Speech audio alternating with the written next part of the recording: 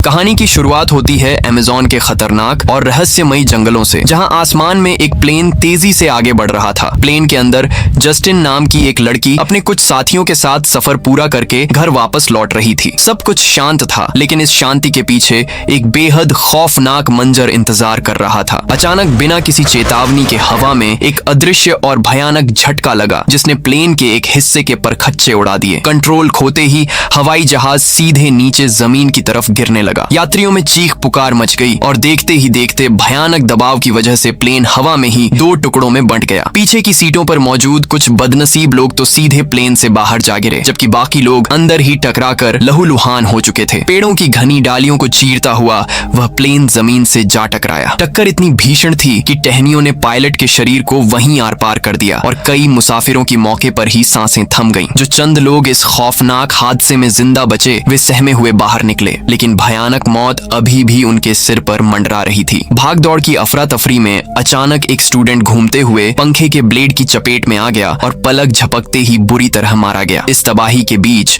उनका GPS device भी पूरी तरह खो चुका था। मोबाइल में नेटवर्क का एक डंडा तक नहीं था, जिससे बाहरी दुनिया से मदद की हर उम्मीद भी लगभग खत्म हो गई। रही सही कसर तब पूरी हो गई जब उन्हें एहसास हुआ कि इस भयानक इलाके की जानकारी रखने वाला इकलौता गाइड भी हादसे में मारा जा चुका है। अब वे सब एक ऐसी दुनिया में कैद थे जहां की उन्हें बिल्कुल भी जानकारी नहीं थी। इसी बीच घने पेड़ों के पीछे से हार्व को कुछ अजीब और डरावनी फुसफुसाहटें सुनाई दी। गौर करने पर समझ आया कि यह किसी कबीले के लोगों की आवाजें हैं। हार्व ने एक पल को सोचा कि शायद ये स्थानीय लोग उन्हें नदी के रास्ते सुरक्षित ठिकाने तक पहुंचने में मदद कर सकते हैं, लेकिन उन जंगली लोगों को इंसानी भाषा का एक शब्द भी समझ नहीं आया और उन्होंने आते ही तीरों की बौछार कर दी। देखते ही देखते हार्व की प्रेमिका ने वहीं दम तोड़ दिया। इससे पहले कि कोई कुछ समझ पाता, आदिवासियों ने जहरीले डार्ट से वार करके बाकी सभी को बेसुध कर दिया। जब जस्टिन को होश आया तो उसके हाथ पैर एक लकड़ी की नाव में कसकर बंधे हुए थे। डर के मारे उसने अपनी कलाई छुड़ाने की नाकाम कोशिश की, लेकिन तभी काले रंग के लेप से ढके एक खूंखार आदिवासी उस पर भयानक तरीके से गुर्राया। नाव जैसे ही किनारे पहुंची, वहां अजीब नजारा था। क्या बच्चे और क्या बूढ़े, हर किसी का शरीर लाल रंग से सना हुआ था। कबीले के ठिकाने पर पहुंचते ही ग्रामीणों की भीड़ ने इन स्टूडेंट्स को चारों तरफ से घेर लिया। वे उनके शरीर और कपड़ों को बड़े अजीब ढंग से टटोलने लगे, मानो कोई दूसरी दुनिया का जीव देख रहे हों। लेकिन जैसे ही स्टूडेंट्स की नजर पड़ी, पेड़ों पर इंसानों के कंकाल लटके थे, बांस की खूंटियों पर खोपड़ियां टंगी थीं और जमीन पर बिखरी हड्डियां चीख चीख कर बता रही थीं कि वे किसी दयालु कबीले नहीं बल्कि आदमखोर नरभक्षियों की बस्ती में आ पहुंचे हैं। तभी भीड़ के बीच से लाठी के सहारे एक बूढ़ी औरत आगे बढ़ी। वह उस आदमखोर कबीले की मुखिया थी। उसकी लाठी की एक ही धमक पर पूरा कबीला सन्न हो गया। उसने एक एक करके सभी बंदियों का चेहरा देखा और अपनी रहस्यमयी बोली में कुछ बड़बड़ाई। किसी को उसकी बात का एक शब्द तक समझ नहीं आया। अगले ही पल कबीले के लड़ाकों ने उन्हें घसीटकर सुअरों के गंदे पिंजरे में ठूंस दिया। बाहर खड़े नरभक्षी उन्हें इस तरह घूर रहे थे जैसे कसाई किसी जानवर को काटने से पहले मुआयना करता है। इन सब में सबसे बदकिस्मत निकला एक भारी भरकम मोटा लड़का। कबीले वालों ने उसे खींचकर बाकी साथियों से अलग कर दिया। वही बूढ़ी औरत उसके पास आई और उसके मुंह में एक जहरीला तरल उंडेल दिया, जिससे उसका पूरा शरीर सुन्न हो गया। उसे एक बड़ी सपाट चट्टान पर लिटा दिया गया। जैसे ही उसे थोड़ा होश आया, कई कबीलाइयों ने उसके हाथ पांव कसकर जकड़ लिए। वह चाहकर भी हिल नहीं सकता था। तभी वह बूढ़ी मुखिया आगे आई और बिना किसी झिझक के अपने धारदार चाकू से एक ही झटके में उसकी दोनों आंखें बाहर निकाल ली और उन्हें कच्चा ही चबाने लगी। पिंजरे में बंद बाकी साथियों की चीखें हलक में ही अटक गईं। दर्द अभी खत्म नहीं हुआ था। अगली ही सांस में उस औरत ने लड़के की जीभ काटकर अपने मुंह में डाल ली। इसके बाद काले रंग से सने उस खूंखार कसाई ने अपना भारी गंडासा उठाया और तड़पते हुए लड़के के हाथ और पैर धड़ से अलग करने शुरू कर दिए। देखते ही देखते वह जिंदा इंसान मांस के टुकड़ों में तब्दील हो चुका था। इसके बाद शुरू हुई उस लाश को पकाने की तैयारी। आदिवासियों ने शरीर के हिस्सों को करीने से अलग किया,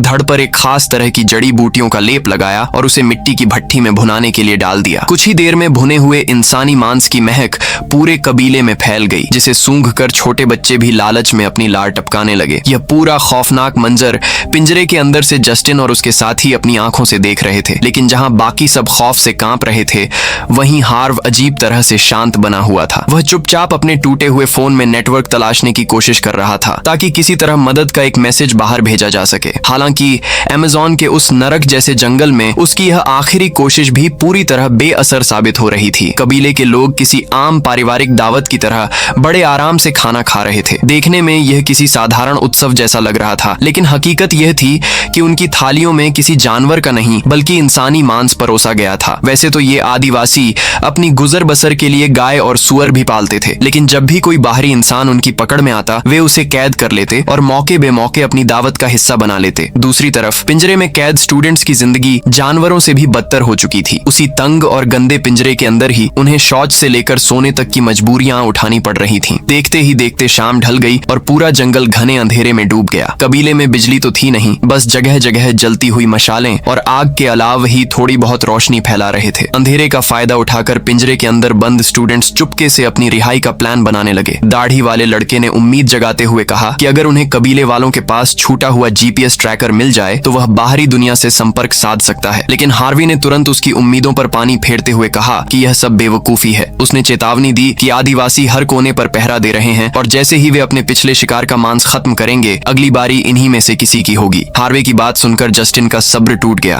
और वह उस पर भड़क उठी, क्योंकि इस पूरे भयानक मिशन और जाल में फंसाने का जिम्मेदार वही था। इसी गहमा घमी के बीच एक लड़की ने हिम्मत दिखाई और चुपके से पिंजरे की छत पर चढ़कर बाहर निकलने लगी। लेकिन पहरा दे रहे आदिवासी लड़ाके की नजर उस पर पड़ गई। बिना एक सेकंड गंवाए उसने जहरीला बेहोशी वाला तीर उसकी तरफ दाग दिया। तीर लगते ही लड़की नीचे आ गिरी और बाकी साथियों के दिल में बची आखिरी उम्मीद भी टूट गई। अगली सुबह जब रोशनी हुई तो जस्टिन की नजर पिंजरे के बाहर बैठे एक छोटे आदिवासी बच्चे पर पड़ी जो उसके गले में लटकी सीटी वाले हार को लगातार घूर रहा था। जस्टिन को लगा कि शायद इस बच्चे के जरिए कोई रास्ता निकल सकता है। उसने उस बच्चे का ध्यान खींचने और दोस्ती करने के इरादे से सीटी में हल्की सी फूंक मार दी, लेकिन यह चाल उस पर ही भारी पड़ गई। सीटी की आवाज सुनते ही कबीले का वह निर्दयी कसाई अपने खूंखार साथियों के साथ वहां आ धमका। गुस्से में आग बबूला होकर उसने पिंजरे में बंद सभी लड़कियों को बाल पकड़कर बाहर घसीटा और ठीक उसी भयानक पत्थरीली चट्टान पर ले गया जहां कुछ समय पहले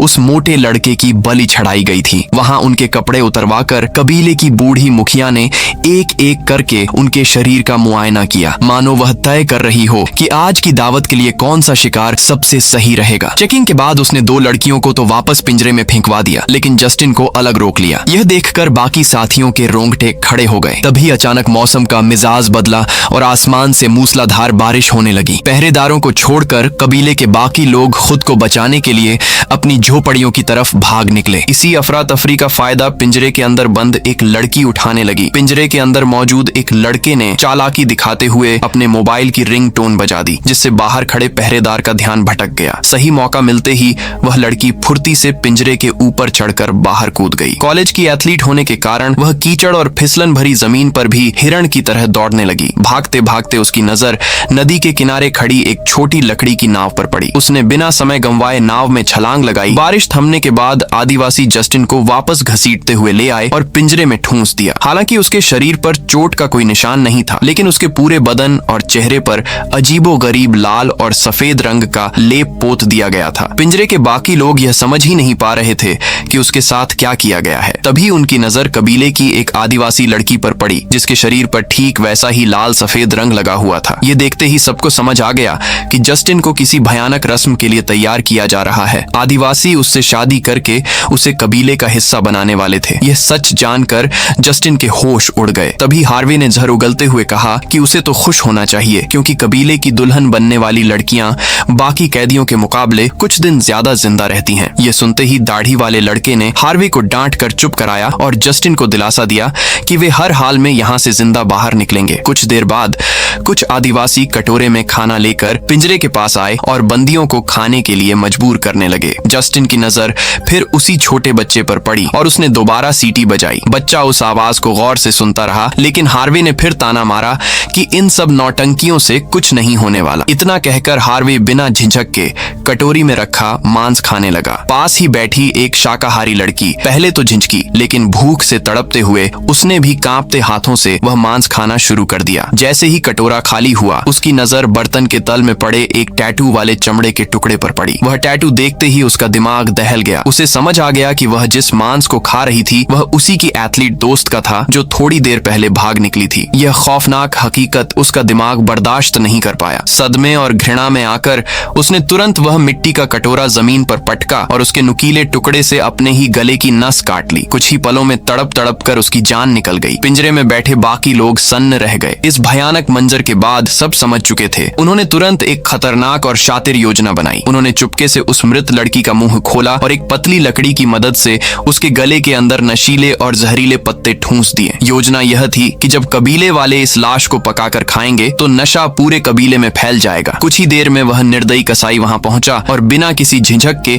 उस लड़की के शव के टुकड़े टुकड़े करने लगा। फिर उसने मांस के उन हिस्सों को उसी मिट्टी की भट्टी में पकने के लिए डाल दिया। धीरे धीरे भुनते हुए मांस की गंध पूरे गांव में फैलने लगी और आदमखोर आदिवासी उस पर टूट पड़े। लेकिन इस बार पासा पलट चुका था। कुछ ही निवाले खाने के बाद आदिवासियों के कदम लड़खड़ाने लगे। उनकी आंखें बंद होने लगीं और देखते ही देखते पूरा कबीला नशे के प्रभाव में जमीन पर ढहने लगा। यही वह सही मौका था जिसका इंतजार जस्टिन और उसके साथी कर रहे थे। जस्टिन तुरंत दाढ़ी वाले लड़के के साथ पिंजरे से बाहर निकली। तभी एक और साथी भी उनके पीछे भागने लगा। लेकिन हार्वे ने अपनी जान बचाने के लिए एक नीच हरकत की। उसने उस लड़के को बेहोश कर दिया ताकि होश में आते ही कबीले वालों का ध्यान उस लड़के पर भटक जाए और खुद को भागने का वक्त मिल सके। यह देखकर साफ हो चुका था कि हार्वे इंसानियत खो चुका है और सिर्फ अपने स्वार्थ के बारे में सोच रहा है। जस्टिन के पास पीछे मुड़कर देखने या रुकने का जरा भी वक्त नहीं था, इसलिए वह भारी दिल से उसे वहीं छोड़कर घने जंगलों की तरफ दौड़ पड़ी। उधर जिस लड़के को हार्वे ने धोखे से पिंजरे के अंदर गिरा दिया था, जैसे ही उसे होश आया उसने देखा कि दो आदिवासी नशे की हालत में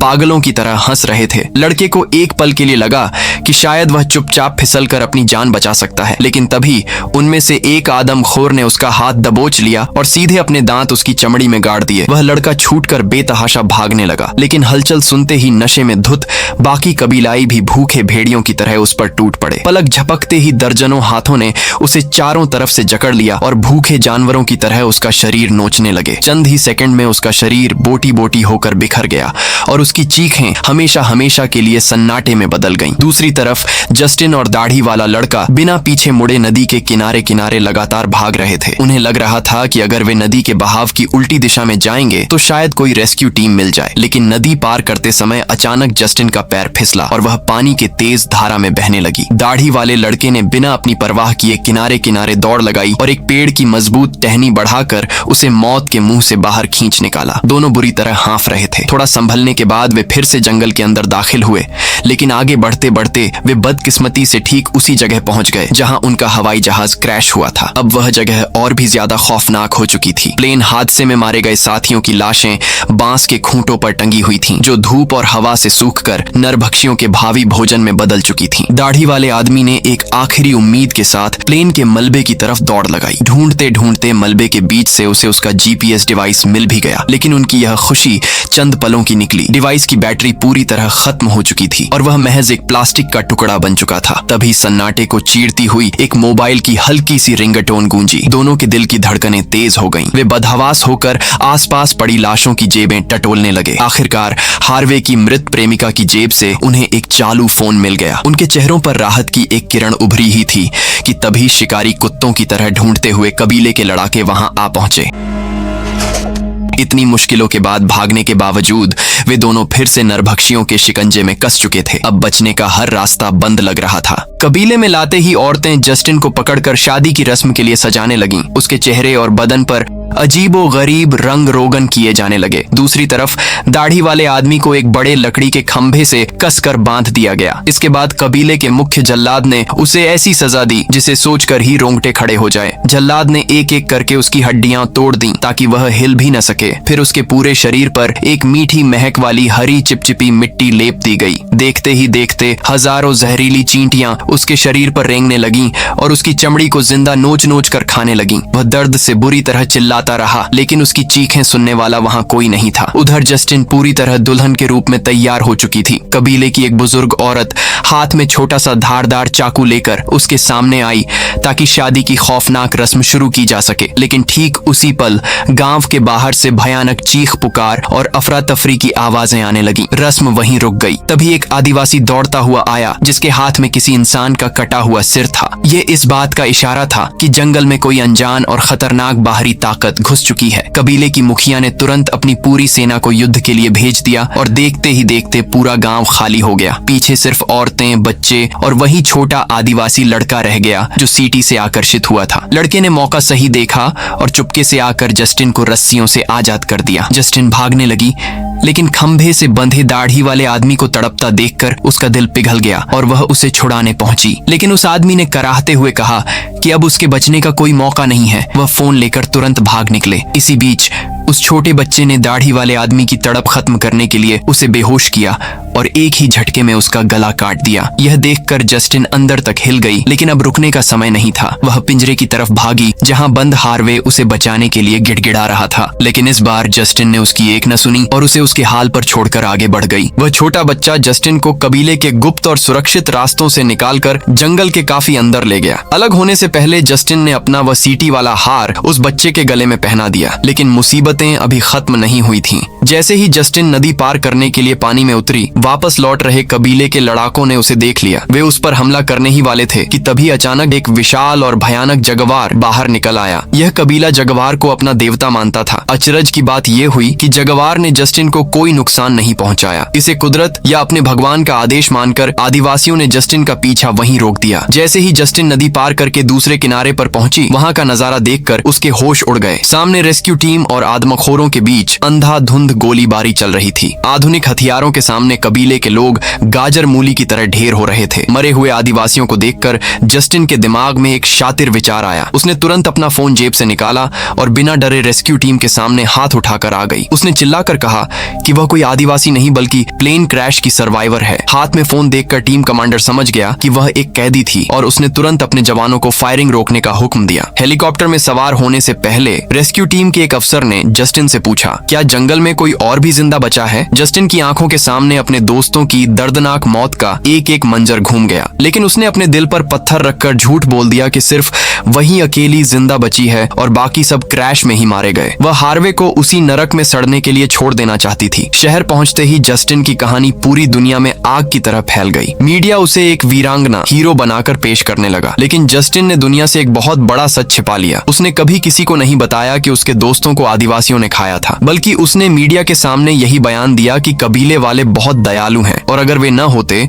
तो वह कभी जिंदा वापस नहीं आ पाती। उसने ये झूठ इसलिए बोला ताकि कोई उस मासूम कबीले को मिटाने के लिए उन पर हमला न करे। कहानी का असली खौफ अभी बाकी था। कुछ दिनों बाद जब जस्टिन अपने घर में अकेली बैठी थी, तभी उसके पास हार्वे की बहन का फोन आया। उसकी बहन ने घबराते हुए बताया कि सैटेलाइट तस्वीरों में अमेज़न के उसी जंगल में एक अजीब आदमी दिखाई दिया है, जिसका पूरा शरीर काले रंग के लेप से ढका है और उसका चेहरा हूबहू हार्वे जैसा लगता है। ये सुनते ही जस्टिन का खून जम गया। इसका साफ मतलब था कि हार्वे मरा नहीं था, वह अब इंसानियत खो चुका था, उसी नरभक्षी कबीले का हिस्सा बन गया था और शायद उनका नया खूंखार जल्लाद बन चुका था। और इसी के साथ ये कहानी यहीं समाप्त हो जाती है। तो दोस्तों, ये थी आज की हमारी पूरी कहानी। कैसी लगी कमेंट्स में जरूर बताना, और स्क्रीन पर जो वीडियो दिख रही है ये भी काफी मजेदार है, तो क्लिक करो और एंजॉय करो। मिलते हैं नेक्स्ट वीडियो में, तब तक के लिए बाय बाय।